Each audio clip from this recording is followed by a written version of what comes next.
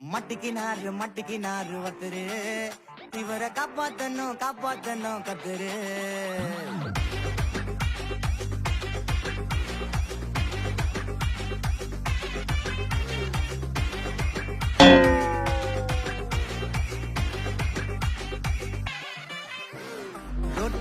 Road கடை குருமா திரும்பி உனக்கு வந்து அச்சுது பாரு கருமா வாஷிங் பவுடர் நிறுமா கொஞ்சம் வாய சுவையும் பொத்துக்கிட்டு இருமா ஓ நல்லமையத்தான் நினைச்சு சிரிமா தக்காளி பிசிக்கி தொட்டு வாங்கிட்டடா செவுத்த போய் நக்கு no.